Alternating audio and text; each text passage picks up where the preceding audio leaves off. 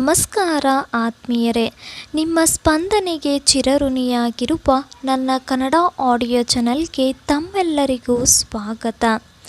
ನಾನಿವತ್ತು ಸುಧಾಮೂರ್ತಿ ಅಮ್ಮನವರು ಬರೆದ ಮನದ ಮಾತು ಎಂಬ ಕೃತಿಯಲ್ಲಿ 7ನೆಯ ಅಧ್ಯಾಯ ಎಲ್ಲಿ ಸ್ತ್ರೀಯರನ್ನು ಪೂಜಿಸುತ್ತಾರೋ ಇದನ್ನು ತಿಳಿಸ್ಕೊಡ್ತಾ ಇದ್ದೀನಿ. ಅದಕ್ಕೂ ಮುನ್ನ ಪ್ಲೀಸ್ ನಮ್ಮ ಚಾನಲನ್ನು ಸಬ್ಸ್ಕ್ರೈಬ್ ಮಾಡಿ.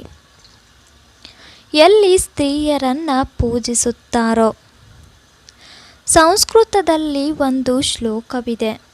ಯತ್ರ ನಾರ್ಯಸ್ತು ಪೂಜಂತೆ ರಮಂತೆ ತತ್ರ ದೇವತಾಃ. ಅಂದರೆ ಎಲ್ಲಿ ಸ್ತ್ರೀಯರಿಗೆ ಮರ್ಯಾದೆ ಸಲ್ಲುತ್ತದೋ, ಎಲ್ಲಿ ಹೆಂಗಸರು ಆನಂದದಿಂದ ಇರುತ್ತಾರೋ ಅಲ್ಲಿ ದೇವತೆಗಳು ಸಂಪ್ರೀತರಾಗುತ್ತಾರೆ. ಆದರೆ ಜೀವನದಲ್ಲಿ ಇದು ಸುಳ್ಳು. ನಮ್ಮ ದೇಶದಲ್ಲಿ ಹೆಣ್ಣು ಮಕ್ಕಳ ಮೇಲೆ ಆಗುವ ಅತ್ಯಾಚಾರ, ದಬ್ಬಾಳಿಕೆ ಬಹುಶಃ ಜಗತ್ತಿನಲ್ಲಿ ಎಲ್ಲಿಯೂ ಆಗಲಿಕ್ಕಿಲ್ಲ. ಬಹುತೇಕ ಹೆಂಗಸರಲ್ಲಿ ಆರ್ಥಿಕ ಸ್ವಾತಂತ್ರ್ಯ, ಮದುವೆಯ ಆಯ್ಕೆ, ವಾಕ್ ಸ್ವಾತಂತ್ರ್ಯ ಇರುವುದು ತೀರಾ ಕಡಿಮೆ. ಇದಕ್ಕೆ ಕಾರಣಗಳು ಹಲವಾರು ಇರಬಹುದು. ಪುರುಷ ಪ್ರಧಾನವಾದ ನಮ್ಮ ದೇಶದಲ್ಲಿ ಹೆಣ್ಣು ಮಕ್ಕಳ ವಿದ್ಯಾಭ್ಯಾಸಕ್ಕೆ ಹೆಚ್ಚು ಒತ್ತು ಕೊಟ್ಟಿಲ್ಲ. ಆದ್ದರಿಂದ ಹೆಂಗಸು ಆರ್ಥಿಕವಾಗಿ ತಂದೆ, ಗಂಡ ಮತ್ತು ಮಗನ ಮೇಲೆ ಅವಲಂಬಿಸುತ್ತಾಳೆ. ಆ ಅವಲಂಬನೆಯಿಂದ ಅವಳು ಪರಾಧೀನಳಾಗುತ್ತಾಳೆ. ಹೆಣ್ಣನ್ನು ಗೇಲಿ ಮಾಡುವ ಗಾದೆಗಳಿಗೇನೂ ಕಡಿಮೆಯಿಲ್ಲ. ಹೆಂಗಸಿನ ಬುದ್ಧಿ ಮೊಣಕಾಲು ಕೆಳಗೆ. ಹೆಣ್ಣೆಂದರೆ ಹುಣ್ಣು. ನ ಸ್ತ್ರೀ ಸ್ವಾತಂತ್ರ್ಯಂ ಅರ್ಹತಿ ಎನ್ನುವ ಮಾತುಗಳು ಇಂದಿಗೂ ಪ್ರಚಲಿತದಲ್ಲಿದೆ. ಬಹುಕಾಲದ ಹಿಂದೆ ಸಂಚೀಯ ಹೊನ್ನಮ್ಮ ಹೆಂಗಸಿನ ಬಗ್ಗೆ ಅಪಾರ ಮನ್ನಣೆ ಮಾಡಿದರೂ ಅದು ಅರಣ್ಯ ರೋದನವಾಗಿದೆ. ಇಂದಿಗೂ ಗಂಡಸರನ್ನು ಬೈಯಲು ಹೆಣ್ಣಿನ ಮೂಲಕವೇ ಆ ಬೈಗಳು ಸಂದಾಯವಾಗುತ್ತದೆ. ಉದಾಹರಣೆಗೆ, ಮಗ, ಇದೆಂಥ ವಿಪರ್ಯಾಸ.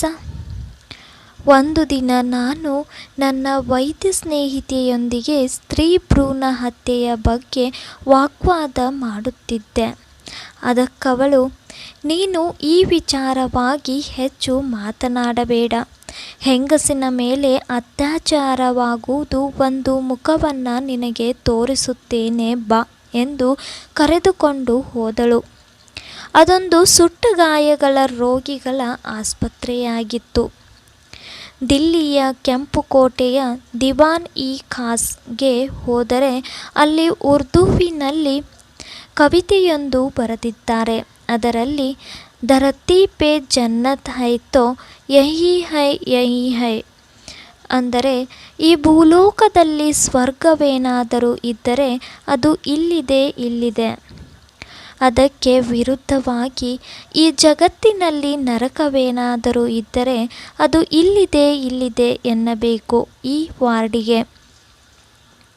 ಇಲ್ಲಿರುವ ರೋಗಿಗಳ ವಯಸ್ಸು 18ರಿಂದ 28 ವರ್ಷ. ಸುಟ್ಟ ಗಾಯವೆಂದರೆ ಅತಿ ನೋವು. ಆ ನೋವಿನ ಆಕ್ರಂದ ಕೇಳಲು ಅಸಾಧ್ಯ. ಆ ದೃಶ್ಯವನ್ನು ನೋಡಲು ನಮಗೆ ಧೈರ್ಯ ಬೇಕು. ಪೊಲೀಸ್ ರೆಕಾರ್ಡ್ನಲ್ಲಿ ಇವರೆಲ್ಲರದು ಒಂದೇ ಕತೆ. ನಾನು ಉಟ್ಟಿದ್ದು ನೈಲಾನ್ ಸೀರೆ. ಅಡುಗೆ ಮಾಡಲು ಹೊರಟಿದ್ದೆ. ಸ್ಟವ್ ಬರ್ಸ್ಟ್ ಆಗಿ ಸೀರೆಗೆ ಸಿಡಿಯಿತು. ಇದೊಂದು ಆಕಸ್ಮಿಕ. ನನ್ನ ಮಗು ಇನ್ನೂ ಚಿಕ್ಕದಿದೆ. ನನ್ನ ಯಜಮಾನರು ತುಂಬ ಒಳ್ಳೆಯವರು. ನನ್ನ ಅತ್ತೆ ತಾಯಿಯಂತೆ ಇದಕ್ಕೆ ಯಾರೂ ಹೊಣೆಯಲ್ಲ. ಇದು ನನ್ನ ದುರ್ದೈವ. ನಮ್ಮದೊಂದೇ ದೇಶದಲ್ಲಿ ಪ್ರತಿಯೊಂದು ವರ್ಷವೂ ಸಾವಿರಾರು ವಿವಾಹಿತ ಯುವತಿಯರು ಈ ಸ್ಟವ್ ಬರ್ಸ್ಟ್ನಿಂದ ಸಾಯುತ್ತಾರೆ. ಹಾಗಾದರೆ ಸರ್ಕಾರವು ಸ್ಟವ್ ಕಂಪನಿಯನ್ನು ಮುಚ್ಚಲು ಸಾಧ್ಯವಿಲ್ಲವೇ? ನಿಜವಾಗಿ ಅದು ಸ್ಟವ್ ಬರ್ಸ್ಟ್ ಸಾವಲ್ಲ, ವರದಕ್ಷಿಣೆಗಾಗಿ ಮಾಡುವ ಕೊಲೆ. ಇದೆಂಥ ವಿಡಂಬನೆ. ಯಾವ ದೇಶದಲ್ಲಿ ದುರ್ಗೆ ಚಾಮುಂಡಿಯನ್ನು ಶಕ್ತಿ ಸ್ವರೂಪಿಣಿ ಎಂದು ಪೂಜಿಸುತ್ತೇವೆಯೋ ಅದೇ ದೇಶದಲ್ಲಿ ಸ್ತ್ರೀಯರು ಕರ್ಪೂರದಂತೆ ಸುಡಲ್ಪಡುತ್ತಾರೆ. ಇದ್ಯಾವ ನ್ಯಾಯ? ಈ ವಾರ್ಡಿನ ಮಧ್ಯದಲ್ಲಿ ನಾನು ನಿಂತಿದ್ದೆ. ಸುಟ್ಟುಕೊಂಡು ಕೂಗುತ್ತಿರುವ ಗರ್ಭಿಣಿ ಹೆಂಗಸಳೊಬ್ಬಳು ಆರ್ತದನಿಯಿಂದ ಕೂಗುತ್ತಿದ್ದಳು. ಅವಳ ಬೆಡ್ ನಂಬರ್ 24 ಆಗಿತ್ತು. ಪ್ರಾಯಶಃ ಅವಳು ಬದುಕಿ ಉಳಿಯಲಾರಳು ಎಂದು ನನ್ನ ವೈದ್ಯ ಗೆಳತಿ ಹೇಳಿದಳು. ನನಗೆ ಅವಳೊಡನೆ ಮಾತನಾಡುವ ಆಸೆಯಾದರೂ ಧೈರ್ಯವಾಗಲಿಲ್ಲ. ಸಾವಿನಂಚಿನೆಡೆಗೆ ಸಾಗುತ್ತಿರುವ ಆ ಸುಟ್ಟ ತರುಣಿಯೊಡನೆ ಏನೆಂದು ಮಾತನಾಡಲಿ? ಆದರೂ ಅವಳ ಬಳಿಗೆ ಹೋಗಿ ನಿಂತೆ. ಅಂಥ ನೋವಿನಲ್ಲಿಯೂ ಅವಳು ನನ್ನನ್ನು ಗಮನಿಸಿದಳು. ಅಮ್ಮ, ನಾನೆಷ್ಟು ದಿನ ಬದುಕುತ್ತಿರುತ್ತೇನೋ ನನಗೆ ಗೊತ್ತಿಲ್ಲ. ಬಹುಶಃ ನಮ್ಮ ತಂದೆ ತಾಯಿಯರಿಗೆ ಕಡಿಮೆ ಮಕ್ಕಳಿದ್ದಿದ್ದರೆ, ನಾನು ನಿಮ್ಮಂಥ ವಿದ್ಯಾವಂತಳಾಗಿದ್ದರೆ ಇಂದು ನಾನು ಈ ಸ್ಥಿತಿಯಲ್ಲಿರುತ್ತಿರಲಿಲ್ಲ.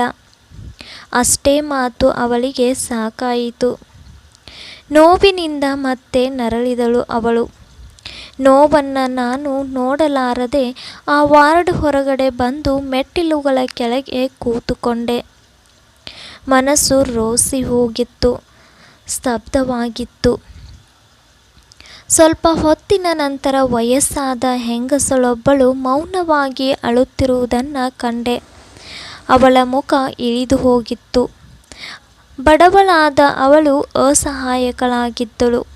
ಅವಳ ಬಟ್ಟೆ ಬರೆಯಿಂದ ಅವಳು ಬಡವಳು, ದೀನಳು ಎಂದು ಗೊತ್ತಾಗುತ್ತಿತ್ತು. ನಾನು ಅವಳ ಹತ್ತಿರ ಹೋಗಿ, ಏನಮ್ಮ, ಯಾಕೆ ಅಳುತ್ತೀಯ ಎಂದು ಕೇಳಿದೆ. ನಾನು ಆ 24ನೇ ಬೆಡ್ನಲ್ಲಿರುವ ಪೇಷಂಟ್ನ ದುರ್ದೈವಿ ತಾಯಿ. ಅವಳು ಸಾಯಲೆಂದೇ ನಾನು ತಾಯಿಯಾದರೂ ಆ ಭಗವಂತನನ್ನು ಕೇಳಿಕೊಳ್ಳುತ್ತಿದ್ದೇನೆ. ಜಗತ್ತು ಎಷ್ಟು ಕ್ರೂರ! ತಾಯಿಯ ಕಡೆಯಿಂದ ಮಗಳಿನ ಸಾವಿನ ಬಯಕೆ. ನಾನು ಸಮಾಧಾನಗೊಳಿಸಲೆಂದು ಹೆಗಲ ಮೇಲೆ ಕೈ ಇಟ್ಟೆ ಮತ್ತು ಅನುಕಂಪದಿಂದ ಕೇಳಿದೆ, ಸ್ಟವ್ ಹೇಗೆ ಬಸ್ಟ್ ಆಯಿತಮ್ಮ? ಅವಳ ಮನೆಯಲ್ಲಿ ಸ್ಟವ್ ಇಲ್ಲ, ಅದೆಲ್ಲ ಸುಳ್ಳು. ನನಗೆ 5 ಜನ ಹೆಣ್ಣು ಮಕ್ಕಳು, ಇವಳೇ ದೊಡ್ಡವಳು. ಓದಿನಲ್ಲಿ ತುಂಬ ಚುರುಕಾಗಿದ್ದರೂ 10ನೇ ಕ್ಲಾಸಿಗೆ ಸ್ಕೂಲ್ ಬಿಡಿಸಿದೆವು. ಇವಳು ಮನೆಯಲ್ಲಿ ಚಿಕ್ಕ ಮಕ್ಕಳನ್ನು ನೋಡಿಕೊಳ್ಳಲು ಬೇಕಲ್ಲವೇ? ಯಾಕಮ್ಮ ಇಷ್ಟೊಂದು ಹೆತ್ತೆ? ಗಂಡು ಮಗು ಆಗಬಹುದೇನೋ ಎಂಬ ಆಸೆಯಿಂದ ಹೆರುತ್ತಲೇ ಹೋದೆ. ನಮ್ಮ ಯಜಮಾನರಿಗೆ ಗಂಡು ಮಕ್ಕಳಿಲ್ಲದಿದ್ದರೆ ಸತ್ತಾಗ ಚಿತೆ ಹಚ್ಚುವವರಾರು ಎಂದು ಚಿಂತೆ. ಮುಂದೆ 3-4 ವರ್ಷದ ನಂತರ ಇವಳಿಗೆ ಮದುವೆ ಮಾಡಿದೆವು. ನಮ್ಮ ಬಳಗದಲ್ಲಿ ಇವಳಿಗಿಂತ ಚಿಕ್ಕವರಿಗೆಲ್ಲ ಮದುವೆ ಆಗಿ ಹೋಗಿತ್ತು. ಇವಳ ಮದುವೆ ಆಗದಿದ್ದರೆ ಜನರೇನೆಂದಾರು? ಮದುವೆಗೆ ಸಾಲ ಮಾಡಿ ವರದಕ್ಷಿಣೆಯನ್ನು ಕೊಟ್ಟೆವು. ಇದೊಂದು ಸಾಮಾನ್ಯ ವಿಷವರ್ತುಲ ಎಂದು ನನಗನ್ನಿಸಿತು. ಕಣ್ಣೀರೊರೆಸುತ್ತಾ ತಾಯಿ ಮುಂದುವರೆದಳು. ಮೊದಲಿನ 1-2 ತಿಂಗಳು ಅವರು ಸಂತೋಷವಾಗಿದ್ದರು. ನಂತರ ಬಂದಿತ್ತು ಒಂದೊಂದೇ ದೂರುಗಳು. ಸದಾಕಾಲ ನಾವು ಕೊಟ್ಟ ವರದಕ್ಷಿಣೆ ಕಡಿಮೆ, ಬೇರೆ ಕಡೆ ಮದುವೆಯಾಗಿದ್ದರೆ ಇನ್ನೂ ಬಹಳ ಬರುತ್ತಿತ್ತು ಎನ್ನುತ್ತಿದ್ದರು. ನಂತರ ಹೊಡೆಯಲು ಶುರು ಮಾಡಿದರು, ಮನೆಯಿಂದ ಹೊರಗಟ್ಟಿದರು. ಆಗ ಅವಳು ಅಳುತ್ತಾ ನಮ್ಮನೆಗೆ ಬರುತ್ತಿದ್ದಳು. ಆಗ ನಾನು, ನೀವೇನು ಮಾಡುತ್ತಿದ್ದೀರಿ ಎಂದೆ. ನಾವು ಅವಳಿಗೆ ರಮಿಸಿ ತಿರುಗಿ ಗಂಡನ ಮನೆಗೆ ಕಳಿಸುತ್ತಿದ್ದೆವು. ತಾಯಿಯ ಮನೆಯು ಸ್ಥಿರವಲ್ಲ, ಗಂಜಿ ಕುಡಿದರೂ ಗಂಡನ ಮನೆ ಲೇಸು ಎಂದು ವಾಪಸ್ಸು ಕಳಿಸುತ್ತಿದ್ದೆವು. ಆಹಾ, ಎಂಥ ಗಾದೆಗಳು, ಎಂಥ ಸಮಾಜ! ಪುರುಷರಿಗೆ ಅನುಕೂಲವಾಗಲೆಂದೇ ಮಾಡಿದ ಗಾದೆಗಳು. ಎಳೆಗರು ಎತ್ತಲ್ಲ, ದಳವಾಯಿ ದೊರೆಯಲ್ಲ, ಮನೆಗೆ ಬಂದವಳಿಯ ಮಗನಲ್ಲ. ಹೆಣ್ಣಿಗೆ ತಾಯಿಯ ಮನೆಯೂ ಸ್ಥಿರವಲ್ಲ. ಬಾಲ್ಯದಲ್ಲಿಯೇ ಇದನ್ನೇ ಹೇಳಿ ಹೇಳಿ ತಲೆ ತುಂಬಿಸಿಬಿಡುತ್ತಾರೆ. ಈಗ ಅವಳ ದುಃಖ ಕೋಪಕ್ಕೆ ತಿರುಗಿತ್ತು. ಅವಳಿಗೆ ಮಗುವಾದರೆ ಎಲ್ಲವೂ ಸರಿ ಹೋಗುತ್ತದೆಂದು ತಿಳಿದಿದ್ದೆವು.